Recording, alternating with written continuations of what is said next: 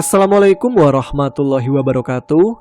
Jumpa lagi dengan saya Tama dalam Ada Apa Gerangan 2. Bagaimana kabar kalian? Semoga selalu diberikan kesehatan dan juga rezeki yang cukup.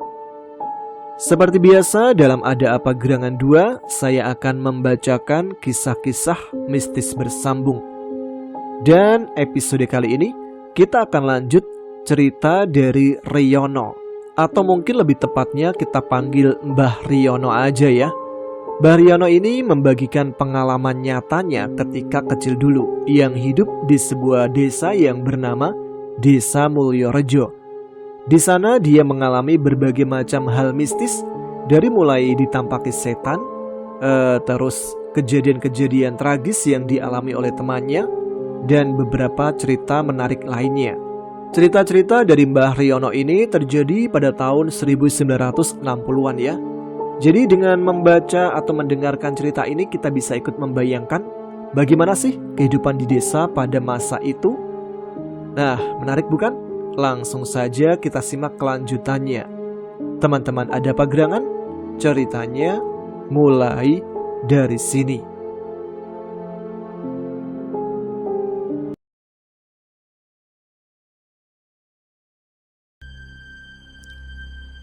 Suasana sangat runyam. Aku tidak tahu apa yang harus aku lakukan. Namun saat pikiranku buntu, Angga melantunkan ayat-ayat dari dalam kitab suci kami. Bismillahirrahmanirrahim. Allahu la ilaha illa wal hayyul qayyum. Seterusnya dan seterusnya. Gendruwo itu tiba-tiba berteriak kesakitan. Aku melihatnya sangat jelas. Sosok itu terbakar bagian mukanya. Dan sesaat kemudian itu pula dia menghilang. Bus, bagaikan ditiup angin, dia menghilang. Tanpa menunda waktu lagi, aku mengajak yang lain menerobos barisan Pak Ponijan dan Pak Bejo. Sukses, kami berhasil melewatinya. Kami berlari ke arah rumahku. Namun anehnya, rumahku tidak tampak sama sekali, sehingga kami berlari terus ke arah Masjid Al-Barokah. Kami masuk ke masjid, menutup pintunya dan merasa aman di sana. Kami mengatur nafas kami sambil meregangkan otot-otot yang mulai kram. Saat itulah aku merasakan ada sesuatu yang bergerak dari arah dalam masjid. Sebelumnya, karena terlalu takut dan capek, aku sama sekali tidak memperhatikan sekeliling kami ketika masuk ke masjid. Sosok itu mulanya berdiri, terus seolah tertelungkup lalu duduk. Berulang kali dia melakukan hal itu. Dia memakai baju serba putih dan ada bau melati dari arahnya. Aduh, masa pocong lagi sih? Udah capek ini. Saat aku melihat ke arah teman-temanku, sepertinya mereka juga melihatnya. Namun mereka sepertinya biasa saja, terlihat dari raut wajah mereka. Aku pun mencoba menenangkan diri, berpura-pura tidak panik sama sekali. Assalamualaikum warahmatullahi wabarakatuh. Assalamualaikum warahmatullahi wabarakatuh. Sosok itu berkata salam 2 kali. Aku pun menjawab, Waalaikumsalam. Namun anehnya lagi, Evi malah menyikut perutku. Aduh, sakit Ev. Aku meringis kesakitan. Kamu ini ada-ada aja. Orang lagi salam setelah sholat malah dijawab, kata Evi. Kamu gak pernah sholat ya? Mendengar itu, yang lain langsung cekikikan seolah melupakan kengerian yang barusan kami alami. Aku cuma bisa tertawa kecut. Ketahuan deh. Berisik kalian. Duh, kenapa banyak anak kecil jam segini di sini? Sosok itu ternyata Ustadz Fathur Rahman. Assalamualaikum. Waalaikumsalam, jawab kami kompak. Sebenarnya aku mau berbohong kenapa alasannya kami bisa ada di sini rame-rame. Namun keduluan Evi yang cerita duluan. Dia menceritakan kejadian dari A sampai Z yang kami alami. Anehnya, Ustadz Fathur Rahman seolah mempercayai kami. Lalu dia keluar masjid untuk memastikan apakah orang-orang aneh itu, Pak Ponijan dan Pak Bejo atau Mas Raden atau apalah namanya, masih berkeliaran di sana. Pekik takbir sangat dahsyat terdengar. Kami pun mengintip keluar. berusaha melihat apa yang dilakukan oleh Ustadz. Dia sedang berhadapan dengan genderuwo tadi. Tapi si genderuwo kan udah kebakar karena doa yang dilantunkan oleh Angga. Namun kini dia kembali lagi, walaupun badannya tidak sebesar tadi. Lalu ku dengar Ustadz membaca doa yang dibaca Angga tadi. Lalu dia menyabetkan kain putih yang ia pakai untuk syal. Wus, genderuwo itu langsung lenyap. Namun muncul lagi. Berkali-kali kejadian itu, sampai akhirnya Ustadz Fathur Rahman membacakan azan. Di sela azan itu si genderuwo berteriak seolah kepanasan. Dia meronta-ronta tak karuan, berguling-guling di jalanan bak anak kecil yang tak dikasih uang jajan bapaknya. Lalu tubuh hitam legam makhluk itu mulai terbakar. Saat terbakar itu tercium bau bangkai yang sangat menyengat. Aku langsung mual dibuatnya. Tak lama setelah sosok itu habis terbakar, Ustadz Fathur Rahman berteriak, "Pergi kalian, dasar penganut ilmu sesat!" Dan 3 bayangan hitam berlari menjauh ke arah utara. Itu Pak Ponijan, Bejo, dan Mas Raden Bugel Sasongko. Tak lama kemudian kami pun keluar dari masjid untuk melihat keadaan. Sudah, gak apa-apa. Sepertinya mereka gak bakalan balik lagi ke sini. Kalaupun balik, pasti akan aku laporkan ke Pak Rawi supaya mereka diusir dari desa. Dia menatap cemas kepada kami satu persatu, lalu melanjutkan, "Kalian tidak apa-apa kan?" "Tidak Ustadz," jawabku. "Kalian ini nekat sekali. Siapa yang punya acara kayak gini?" "Kamu ya, Yono?" Dia berbicara sambil menatapku. Bukan Ustadz. Gini loh." Aku tergagap menjawab pertanyaannya. "Ini rencana saya Pak Ustadz," sahut Evi. "Sebenarnya mereka sudah melarang kami, terutama Riono, tapi aku tetap memaksa mereka karena aku penasaran dengan almarhum kakakku." Dia langsung menangis saat menceritakan alasannya. "Ya sudah, kita ke dalam masjid dulu. Kalian cepat istirahat. Nanti sehabis sholat subuh, kalian baru pulang ya." "Iya Ustadz." Kami melakukan apa yang diperintahkan oleh Ustadz Fathur Rahman. "Kalian bisa beralasan belajar sholat subuh berjamaah saat kalian ditanyai oleh orang tua kalian," kata Ustadz saat kami sudah berada di dalam masjid. "Evi, kamu tidur di kamar dekat mimbar ya. Di sana ada putriku yang kemarin malam baru datang dari Jombang." "Loh, tak pikir Pak Ustadz masih bujangan," kataku. "Aku itu udah punya anak, 2 putri, namanya Aisyah Al-Zahra sama Ismi Al-Zahra, seumuran sama kalian," jawab Ustadz Fathur Rahman sambil tersenyum manis pada kami. "Sekarang mereka sedang tidur di kamar sana." "Oh," jawab kami singkat. "Sudah, kalian juga tidur sana. Nanti subuh aku bangunin." Singkat cerita, azan subuh telah dikumandangkan. Pak Ustadz yang azan, suaranya tinggi melengking. Selama ini aku bertanya-tanya, kenapa suara azan dari masjid bisa terdengar dari jarak yang sangat jauh? Ternyata Ustadz waktu azan dia menghadap sebuah corong. Dan corong itu ada semacam pipa menuju ke atas. Aku yakin itu menuju ke arah menara masjid. Dan di atas sana ada sebuah corong besar untuk mengeluarkan suaranya. Aku takjub dengan suaranya. Selain tinggi melengking, nafasnya juga panjang, seolah dia tidak menarik nafas sekalipun ketika azan. Iqomah pun dilantunkan dan sholat subuh dilaksanakan. Ini pertama kalinya aku ikut sholat. Selesai sholat, aku dan yang lain pun berpamitan untuk pulang. Di luar masih sangat gelap, namun aku tidak khawatir karena genderuwo tadi malam sudah tidak ada. Dan sekarang juga sudah banyak orang-orang dewasa yang dari masjid. Pak Komat, Udin dan aku bebarengan pulang jalan bareng. Kami berpisah di depan rumah kami dan masuk ke rumah kami masing-masing. Pintu rumahku tidak terkunci, jadi belum ada yang bangun atau bapak masih belum pulang dari jaga di pos ronda. Aku menuju ke kamar dan mulai berusaha untuk tidur. Saat itulah Eli muncul. "Dari mana saja kamu? Kamu sama sekali gak membantu kami?" tanyaku. Aku tidak bisa berbuat apa-apa, makanya aku pergi dari sana, jawabnya. Terserah deh, aku mau tidur. Ketika aku sedang nyenyak-nyenyaknya tidur, tiba-tiba air tumpah di wajahku. Aku pun teriak-teriak tidak jelas, kaget setengah mati. Kalau masih nggak bangun juga, tak guyur 1 ember penuh kamu ya, teriak ibuku. Cepat bangun, udah jam berapa ini? Iya mak, banyak banget airnya. Ini nyiram kembang apa nyiram orang? Tidur masih sore, pagi masih kesiangan kalau bangun. Kamu itu orang atau kebo?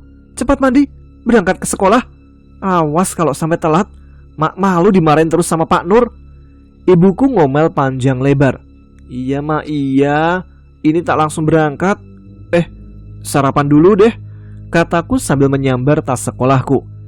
Waktu keluar rumah, Angga, Dika, dan Evi, mereka berlarian ke arah timur. Mereka kesiangan juga. Kirain cuma aku aja. Tapi Udin tidak kelihatan. Mungkin sudah berangkat duluan. Dasar anak rajin. Di pertengahan jalan, Pak Nur membuat sedikit kejutan pada kami. Bogel sudah pindah. Ayu yang baru sehari jadi muridku, dia pergi untuk selamanya, kata Pak Nur sok puitis.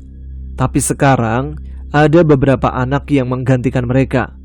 Perkenalkan, inilah murid baru di kelas kita. Mendadak dia berbicara seolah sedang berpidato. Saat itu pula lah 2 anak perempuan kembar identik memasuki kelas kami. Dia sangat cantik dengan jilbab putihnya. Benar-benar membuat kami terpana oleh kecantikannya. Dia bagaikan bidadari surga yang dikirim oleh Tuhan untuk mengisi bumi ini. Evi tersenyum senang. Sepertinya dia mengenal kedua anak itu. Dia membuat gerakan dari bibirnya saat dia menoleh ke arahku. Katanya, anak Pak Ustadz Fatur Rahman. Kira-kira begitu. Baik, silakan perkenalkan diri kalian pada teman-teman yang ada di sini, kata Pak Nur. Saya Aisyah Al-Zahra, salam kenal. Saya Ismi Al-Zahra, salam kenal, kata mereka bergantian. Kami dari Jombang, sebelumnya sekolah di pondok pesantren, tepatnya pondok pesantren Tebu Ireng. Yang satunya menyahut lagi. Mereka berbicara bergiliran sehingga kami harus noleh ke arah mereka bergantian, sambil mangap takjub tentunya. Baik, silahkan duduk di bangku yang masih kosong. Aisyah, Ismi, lalu kalian pikir sampai di sini sajakah kejutannya? Kata Pak Nur. Nah, silahkan masuk lagi kamu ya. Kamu, murid baru yang satunya. Dan anak lelaki yang sangat tampan pun memasuki kelas kami. Masih Pak Nur yang berbicara. Perkenalkan dirimu juga. Saya Galih Putra Cahaya dari Malang, tepatnya dari Singosari. Salam kenal. Kami pun menjawab salamnya. Oh iya, untuk lebih akrabnya, panggil aja aku dengan nama Bogel. Hah? Bogel? Aku, Angga, Udin, Dika, bahkan Evi pun berteriak secara bersamaan. Bogel lagi? Ampun.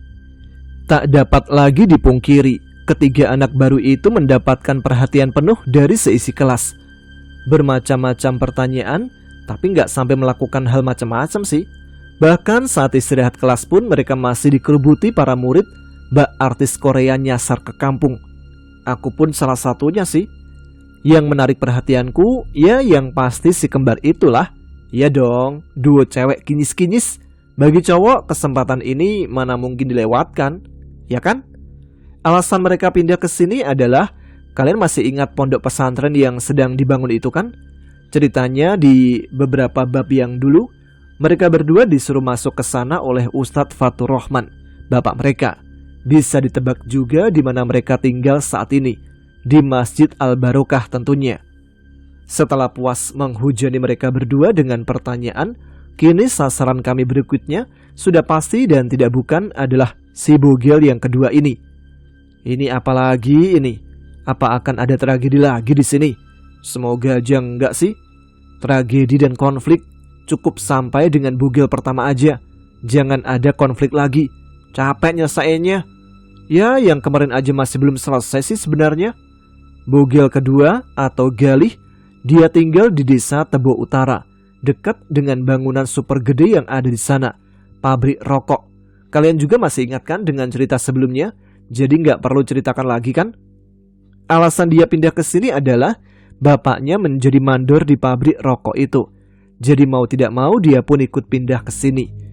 Kami menceritakan berbagai macam kegiatan di sekolah kami, mulai dari kegiatan UKS sampai kegiatan pramuka, dan yang pastinya kegiatan kemah yang akhir-akhir ini menjadi primadona bagi anak-anak kelas 5 dan 6. Oke, kita sudahi perkenalan dengan ketiga tokoh baru ini.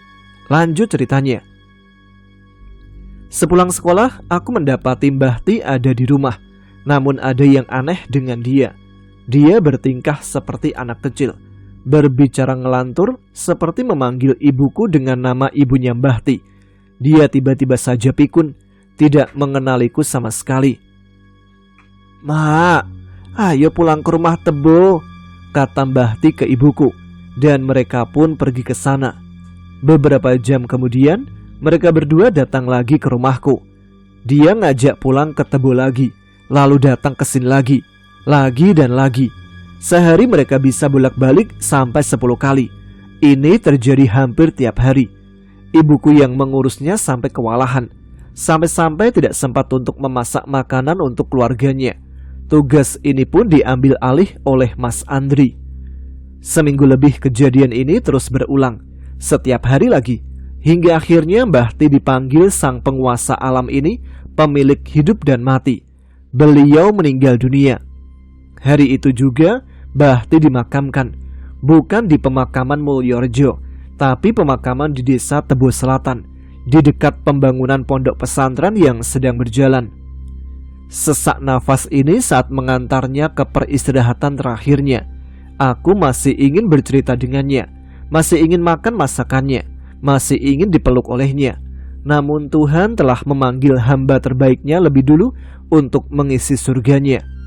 Langkah ini terasa berat, seakan-akan aku memikul beban yang berat. Kepalaku pusing, penglihatan mataku buram karena penuh air mata. Aku tak kuasa menahan tangis. Jenazah Mbah Ti sudah dikubur. Para pelayat satu persatu meninggalkan makam umum desa Tebo. Di antara semua orang itu, ternyata teman-temanku juga hadir semua. Bahkan bogel kedua pun ikut hadir. Dia mengucapkan bela sungkawa kepadaku, memeluk bahuku, mencoba untuk menguatkan hatiku. Tiba-tiba petir menyambar cukup dekat dan hujan mulai turun. Alam seolah ikut menangis bersamaku. Lebay gak sih? Udin, Dika, Angga, Evi, bogel kedua, dan si kembar Aisyah dan Ismi, mereka masih menemaniku walau hujan lebat telah tiba. Aku masih belum mau beranjak dari sini. Aku masih mau menemani Mbah Ti lebih lama lagi. Aku pikiranku kosong. Aku seolah berjalan tanpa arah. Yang pasti teman-temanku masih menemaniku. Mereka sahabat sejatiku. Semoga bogel kedua tidak menjadi seperti bogel pertama. Saat ku sadari dari lamunanku tadi, sekarang aku berada di dekat pembangunan pondok pesantren yang kemarin aku datangi bersama Mas Andri. Entah kenapa pula, seolah ada yang memanggilku. Aku berjalan ke arah belakang bangunan itu. Aku menuju sumur tua yang ada di sana. Sekilas aku seperti mengenali tempat itu, seolah aku pernah ke sana. Dan entah kenapa saat aku berada di sana, darahku seakan mendidih. Amarah yang bergejolak tiba-tiba memenuhi diriku. Aku melihat sekelilingku, teman-temanku berbicara. Namun suara mereka tidak terdengar sama sekali. Bahkan hujan lebat ini pun seolah-olah tidak bersuara. Semua bagaikan film bisu berputar lambat tanpa suara. Ernie tiba-tiba muncul dari belakang teman-temanku. Dia berlari melesat sangat cepat ke arahku. Kupikir begitu, tapi dia menabrakku. Namun tembus begitu saja, seperti menembus udara kosong. Dia melesat begitu saja, dan di sumur tua itu dia melompat ke dalamnya. Aku berteriak, namun seperti yang lain, suaraku tidak keluar sama sekali. Aku ingin berlari ke arah Ernie, namun kakiku seakan beku. Aku terpana melihat kejadian itu. dan kakiku menjadi sangat lemas. Aku berlutut memandangi sumur tua itu. Sambil terus berusaha berteriak, air mataku mengalir deras, sangat pedih. Tidak lama kemudian, dari dalam sumur tua itu muncul sosok wanita cantik berkebaya. Dia menggendong Ernie, adikku, adik kecilku, malaikat kecilku. Wanita itu melayang menjauhi aku yang masih berlutut. Dia menjauh dan menjauh. "Kembalikan Ernie!" Akhirnya aku bisa berteriak. Namun wanita itu tetap berlalu pergi. Aku berusaha untuk mengumpulkan kekuatan kakiku lagi dan berhasil. Aku berhasil berdiri. Akan ku kejar setan itu. Dia mau menculik adikku. "Brengsek, tunggu, jangan lari!" Suaraku menggelegar. Aku tidak bisa menyangka bisa mengeluarkan suara seperti itu. Aku bergegas berlari mengejar setan itu. Namun Evi dan yang lain memegangiku. Evi menangis hebat. Dia berkata, "Rion, sudah, biarkan dia pergi." "Kamu ngomong apa?" Aku menjawab perkataan Evi sambil tetap berteriak seperti tadi. "Sudah, Ernie sudah meninggal lebih dari 5 tahun yang lalu. Di sini, dia tercebur ke dalam sumur tua itu."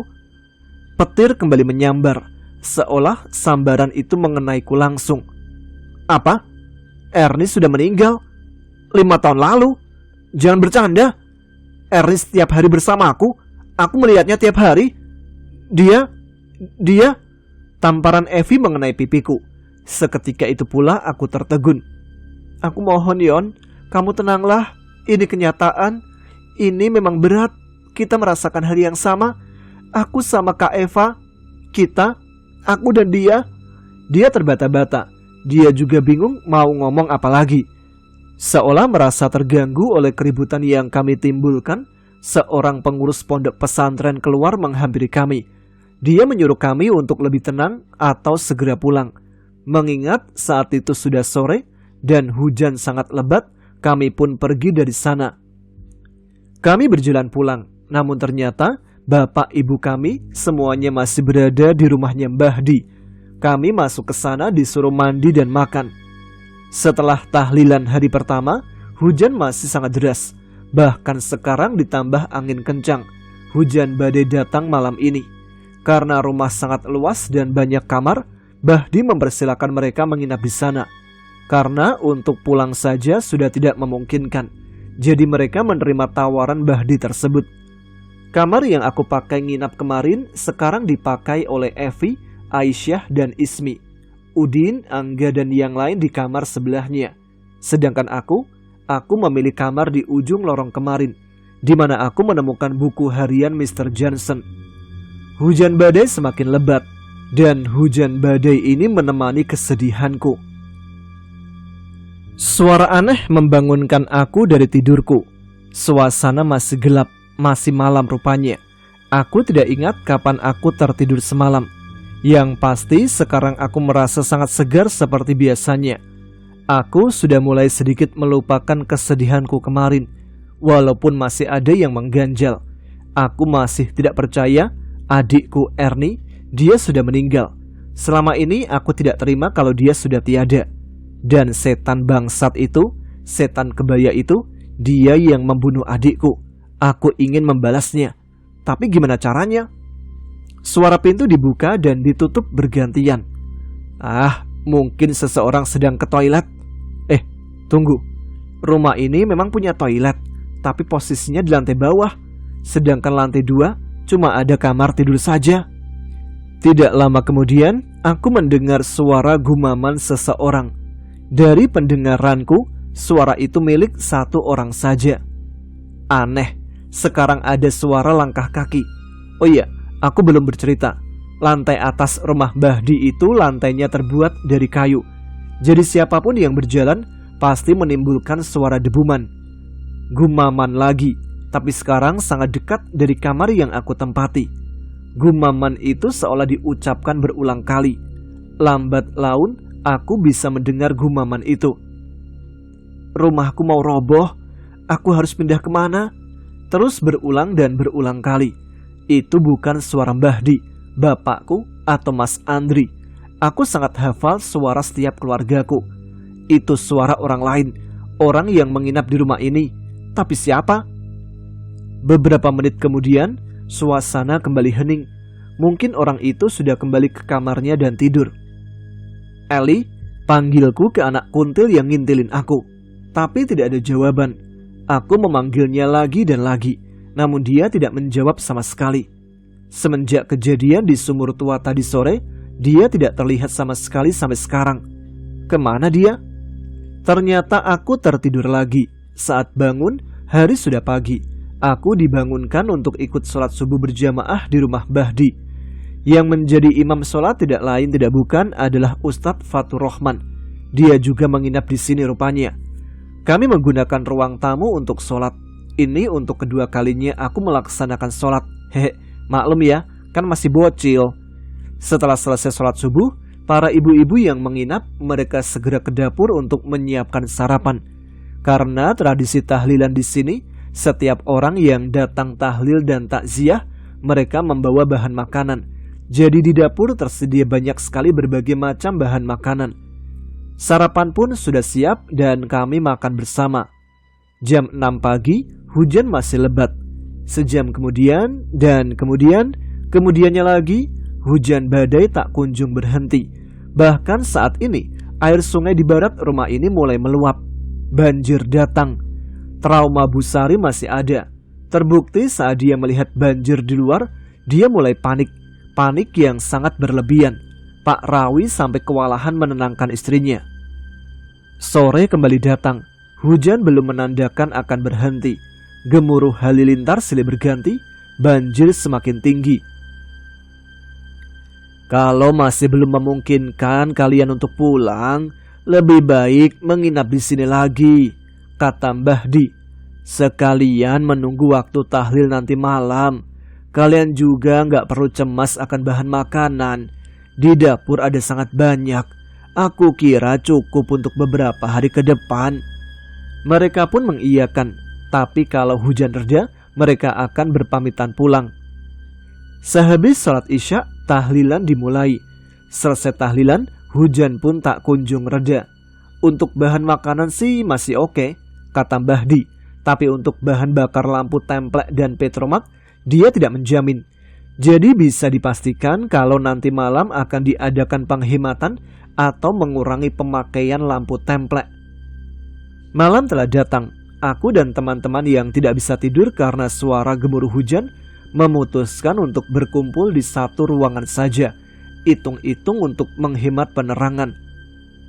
Mereka masih mencoba menghiburku, tapi aku tekankan pada mereka kalau aku sudah tidak apa-apa. Tapi bohong. Tak dapat kupungkiri, aku masih memikirkan Ernie. Aku ingin memeluknya saat ini, ingin mencium jidatnya yang lebar. Jadi, apa yang akan kita lakukan? Tanya Aisyah memecah kesunyian. Cerita horor, jawab Udin. Jaga perasaan Riono dong, bentak Angga. Aku rapopo kok, cerita aja, aku akan mendengarkan. Lagian ini juga bisa buat pengalaman Aisyah dan Ismi. Nanti pas pramuka dia nggak kaget. Mendengar namanya aku sebut, mereka langsung berpaling kepadaku. Cerita horor, jawab Aisyah. Misalnya, lanjut Ismi. Aku sedikit terhibur dengan kelakuan si kembar ini. Setiap mereka berbicara, belum selesai berbicara, satunya menimpali. Mereka berbicara silih berganti seolah jawaban dan pertanyaan mereka sudah mereka siapkan sebelumnya. Pengalaman diganggu setan atau sebagainya, jawab Udin. Kalian pernah mengalaminya? Tanya Angga pada si kembar. Aku ingat-ingat dulu, jawab Aisyah. Hei, ada apa ini? Suara orang dewasa mengagetkan kami. Ternyata para orang tua kami ikut nimbrung. Yang bicara tadi adalah Pak Rawi, bapak dari Evi. Kita mau cerita horor, Pak, untuk mengisi waktu biar gak bosen. Lah kok aku gak diajak? Tanya bapakku. Takut kalian larang, jawab Evi lagi. Walah, ya sudah, silakan. Kita gak ngelarang, jawab Mbah Di. Lagian si Mbah juga yakin orang dewasa-dewasa ini juga punya cerita horor. Dia memandangi bapak ibu kami bergiliran. Mereka mengangguk setuju sebagai jawabannya. Tapi kami merasa nggak enak sebelumnya. Masih Evi yang menjawab pertanyaan orang-orang tua itu. Kenapa? Habisnya kemarin Evi tidak melanjutkan perkataannya. Walah, gak kenapa-napa kok. Semua orang pasti bakal kembali ke tempatnya. Bila waktunya tiba, kita pasti akan meninggal juga. Jawab Bahdi meyakinkan kami. Dan kami sepakat untuk berbagi cerita horor di rumah peninggalan Belanda ini. Kok sempat-sempatnya sih? Aduh, parah ini. Jadi, siapa yang mau cerita duluan?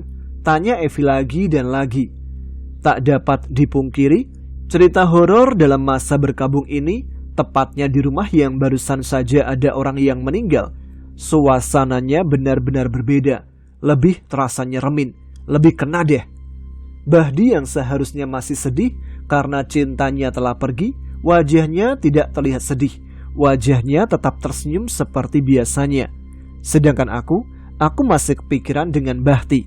Terlebih aku masih kepikiran Erni. Aku benar-benar kangen dengan dia. Aku tidak bertanya macam-macam dulu ke keluargaku. Aku masih merahasiakan pertanyaanku tentang Erni sampai waktunya tiba.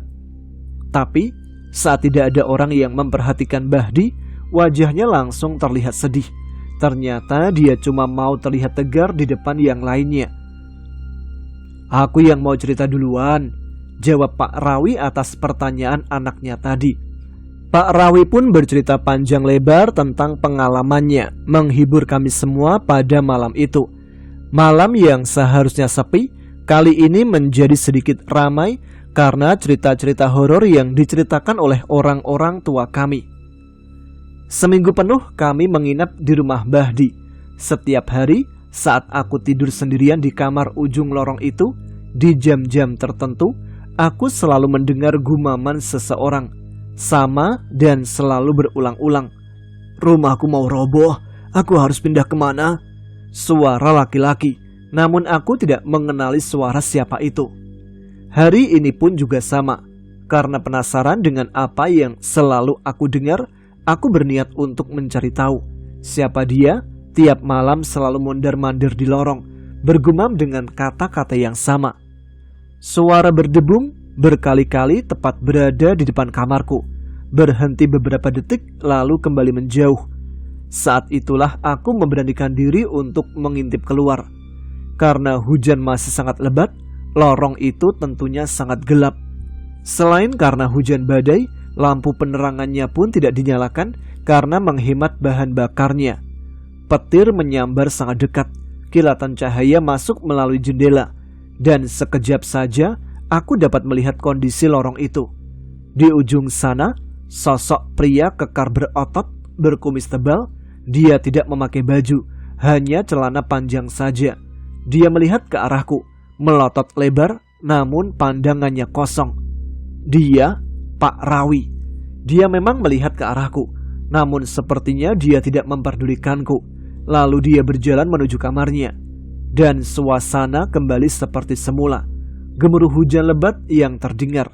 Aku kembali ke kamarku dan berusaha melupakan hal yang baru saja terjadi. Aku mencoba untuk tidur. Namun kejanggalan yang dilakukan oleh Pak Rawi membuatku tidak bisa tidur lagi. Tengah malam itu aku memikirkan banyak hal.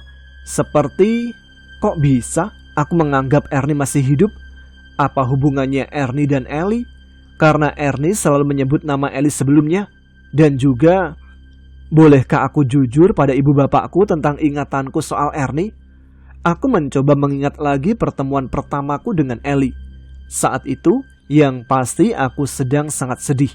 Namun, apa yang aku bicarakan dengannya dan cerita apa yang dia utarakan kepadaku, semuanya masih gelap, masih terkunci di dalam kepalaku.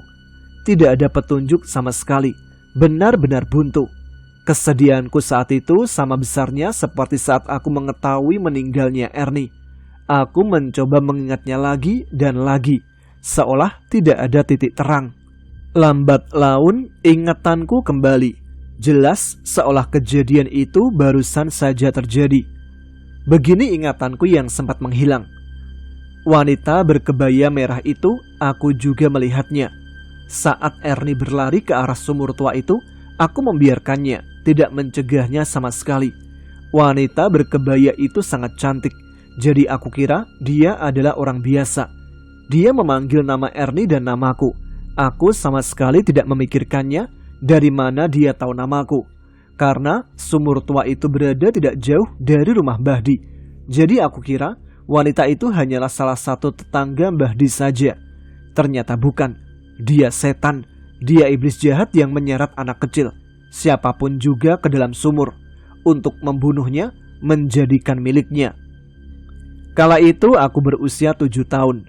Beberapa saat sebelum aku masuk sekolah dasar, Ernie berumur sekitar 5 tahun.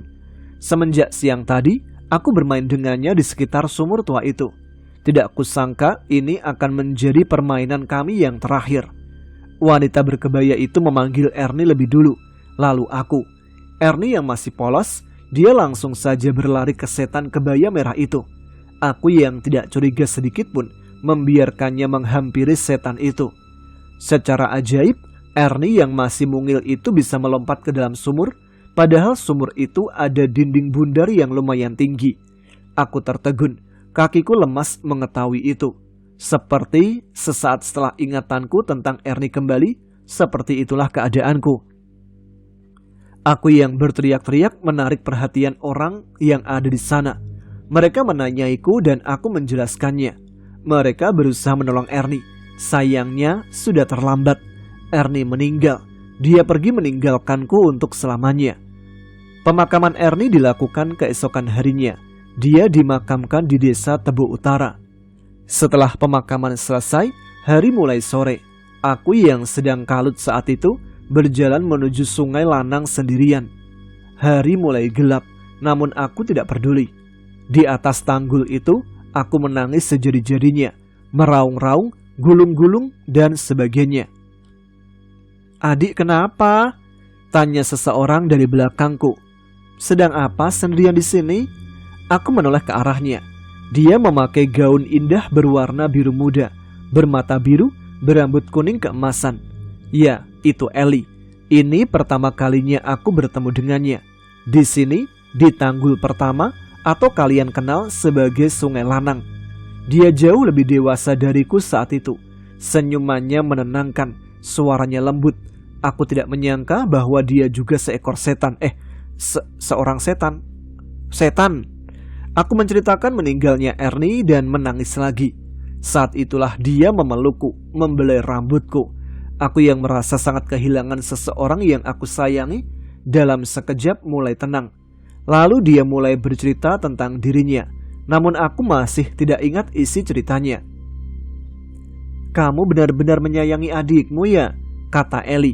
"Iya, aku tidak mau kehilangannya," jawabku. "Aku bisa membantu." "Benarkah? Aku bisa merubah wujudku jadi adikmu. Aku bisa menggantikannya. Tapi ada hal yang harus kamu bayar untuk itu." "Benar, kakak bisa berubah jadi adikku. Caranya gimana?" "Aku bayar. Dengan apa?" Aku bertanya dengan polosnya. "Caranya ada deh, rahasia." Dia menjawab sambil tersenyum, senyum yang menenangkan hatiku. "Harga yang harus kamu bayar adalah kamu akan kehilangan ingatanmu tentang kematian adikmu." "Mana mungkin aku akan melupakan adikku?" Aku mulai memprotes. "Aku akan merubah wujudku sebagai adikmu. Jadi kamu bisa menganggap aku sebagai adikmu." "Namanya tadi siapa? Aku lupa." "Ernie." "Iya, Ernie. Aku bisa berubah jadi Ernie. Gimana? Kamu setuju? Kamu bisa menganggap Ernie masih hidup, ada di sini, di sisimu." "Baiklah, aku setuju," jawabku akhirnya. "Yang penting aku bisa melihat Ernie lagi selamanya." "Bagus," dia tersenyum. "Tapi kenapa kakak mau menolongku?" "Kamu adalah keturunan dari orang yang pernah menolongku. Jadi anggap saja ini sebagai balas budiku ke dia. Dan juga ada hal yang harus kamu ketahui." "Apa itu?" "Aku juga akan kehilangan ingatanku sebagai Eli. Dan saat kamu mulai mengingat aku adalah Eli, saat itu pula lah aku yang berwujud Ernie akan menghilang." Dia diam lama. Aku merenung. "Jadi jangan lupakan aku ya." Akhirnya dia berkata. "Iya, aku janji." Dan dari sanalah aku kehilangan ingatanku tentang kematian Ernie. Aku melupakan kesedihanku dan aku merasa seolah tidak terjadi apapun. Setelah itu, mungkin ya di mata orang lain, aku selalu berbicara sendiri, bermain sendiri layaknya ODGJ. Selama ini aku menganggap Ernie anak aneh karena bicara sendiri. Ternyata malah aku sendiri yang aneh. Sialan, kesedihan ini kembali memenuhi hatiku. Kesedihan yang sempat terlupakan. Aku memutuskan untuk seolah tidak tahu apa-apa. Biarlah seperti ini dulu. Di depan bapak ibuku, aku akan berpura-pura masih melihat Ernie. Aku tidak mau membuat mereka cemas. Hal itu gak salah kan? Aku masih belum bisa mengingat cerita Ellie. Nantilah kalau dia muncul lagi, aku akan bertanya kepadanya. Tapi, Ellie, di mana kamu sekarang? Aku ingin kamu memelukku seperti dulu saat pertama kali kita bertemu. Tunggu. Ernie kan adalah Ellie. Ellie adalah Ernie. Jadi selama ini dia bicara dengan dirinya sendiri dong. Aneh. Benar-benar aneh. Pokoknya aku harus menemukan dirinya. Tidak lama kemudian aku tertidur. Pagi sudah datang. Sudah melewati waktu subuh waktu aku bangun. Sepertinya mereka tidak membangunkan aku. Di luar hujan mulai reda, namun banjir masih tinggi. Aku ke ruang tamu, sepertinya yang lain berada di sana.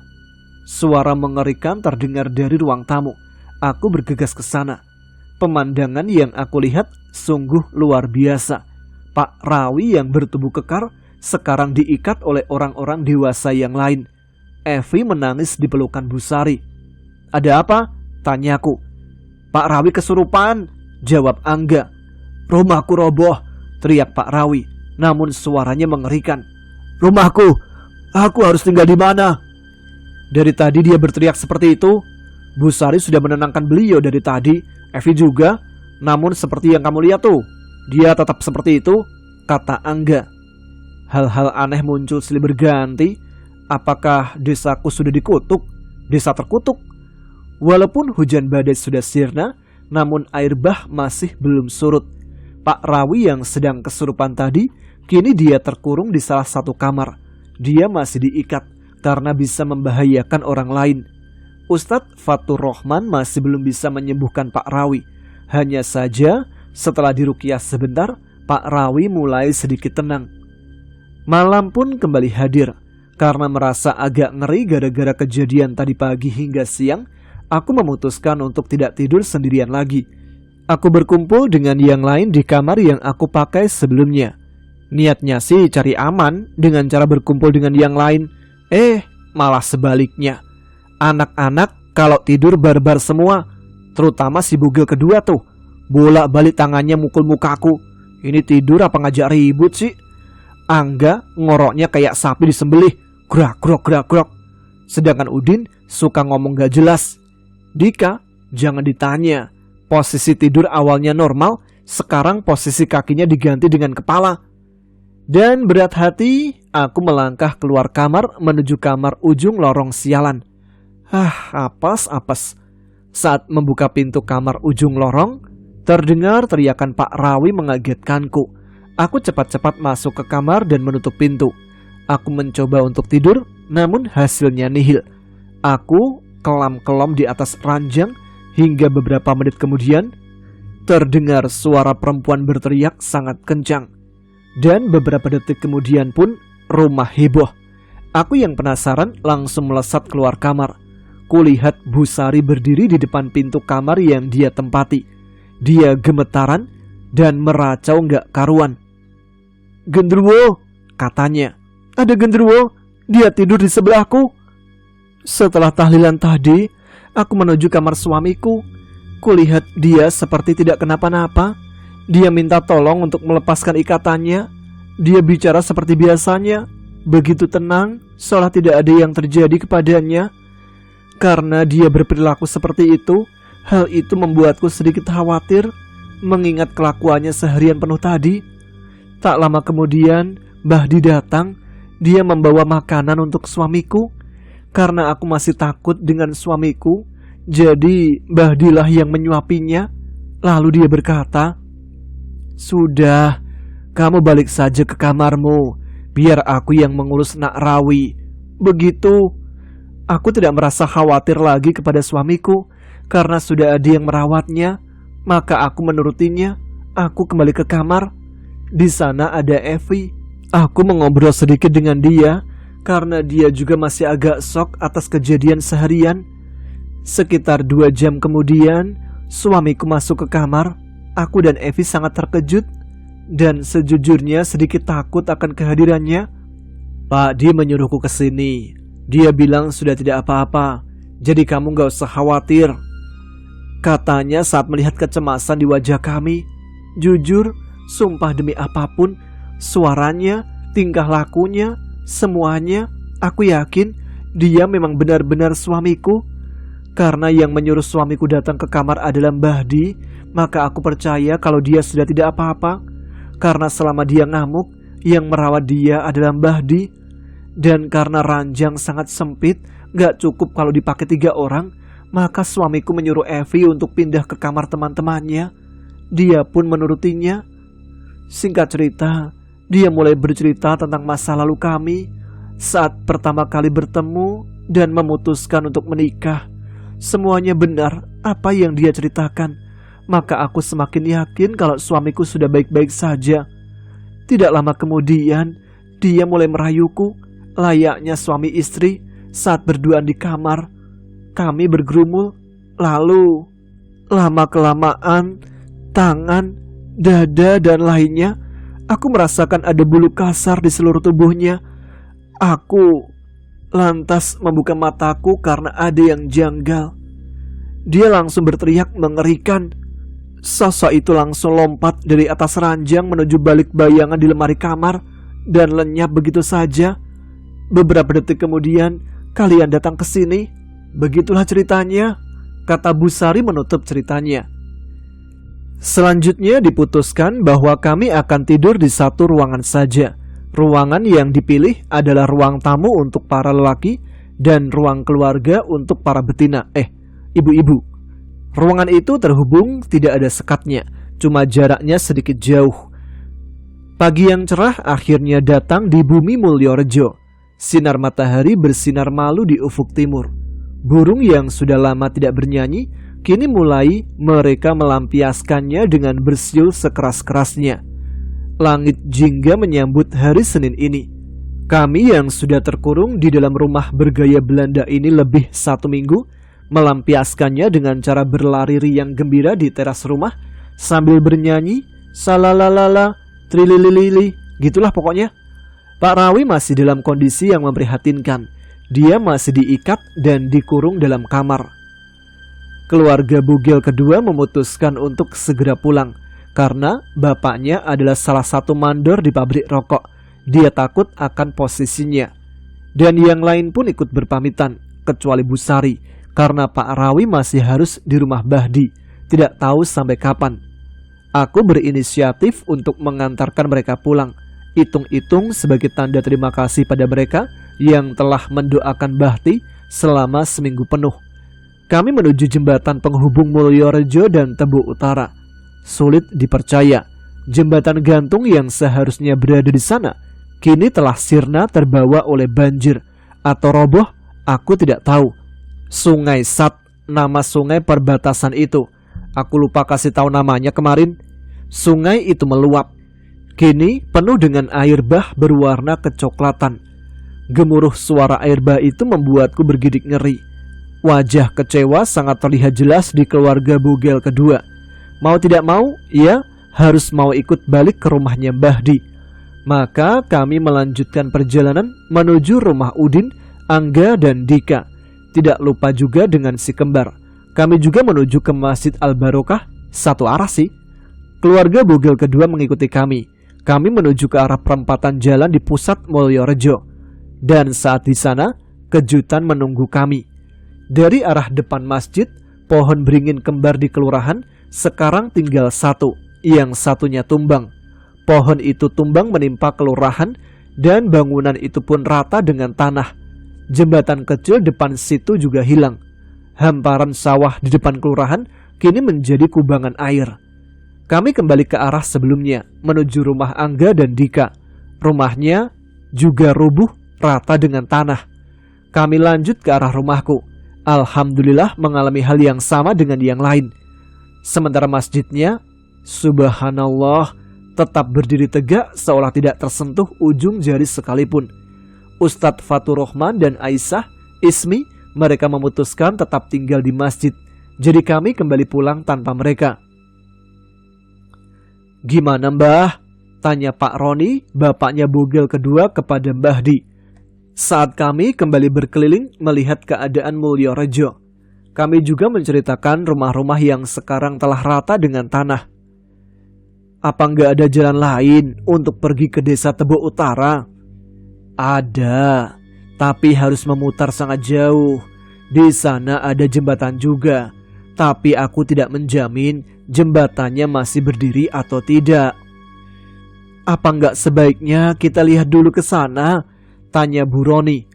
"Ya sudah, setelah makan siang kita berangkat. Buat yang lain, sebaiknya kalian menginap di sini dulu. Kita berjuang bersama untuk membangun desa lagi." "Terima kasih Mbah, kita tidak tahu harus bagaimana lagi. Maaf merepotkan Mbah," kata Pak No, bapaknya Udin. "Kalian beruntung nginep di sini.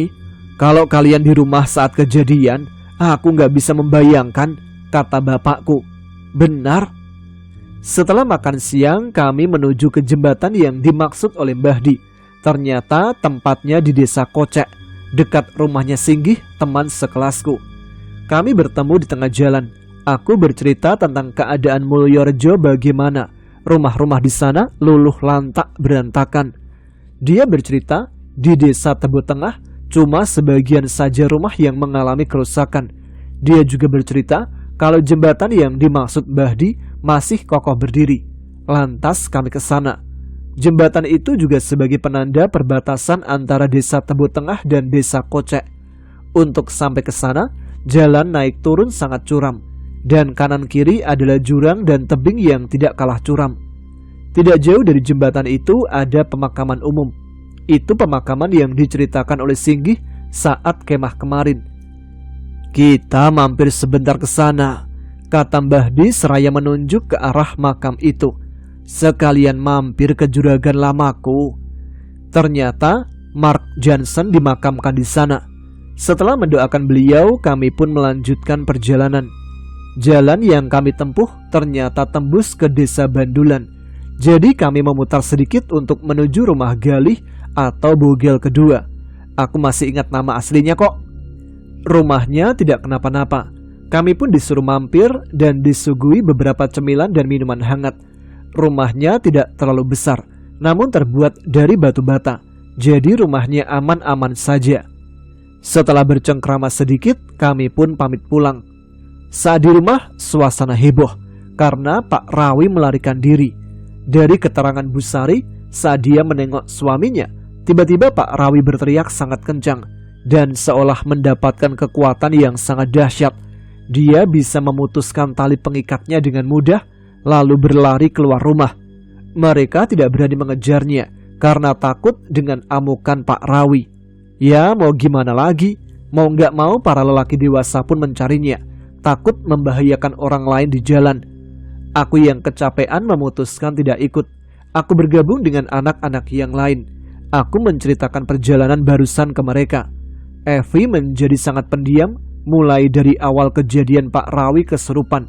Kasian dia. "Pohon beringinya tumbang satu?" tanya Evi masih murung. Dia masih sempat bertanya seperti itu kepadaku. "Iya." "Jangan-jangan ini ada sangkut pautnya dengan kesurupannya bapakku?" kata Evi. Iya juga. Rumahku roboh. Aku harus tinggal di mana?" Begitu kan Pak Rawi selalu ngomong. Baik, sampai di sini dulu cerita dari Mbah Yono ketika kecil dulu, yang mengalami banyak kejadian-kejadian horor, baik itu di kampungnya maupun di tempat lain. Ceritanya masih panjang, jadi aktifkan notifikasinya biar tidak ketinggalan. Terima kasih buat teman-teman Ada Apa Gerangan yang selalu menyimak setiap episode Ada Apa Gerangan. Jangan lupa like dan share video ini. Pastinya tuliskan komen, tunjukkan eksistensi kalian. Ya sudah, sekarang saya harus pamit. Jumpa lagi di episode selanjutnya. Tetap semangat, jaga kesehatan. Wassalamualaikum warahmatullahi wabarakatuh.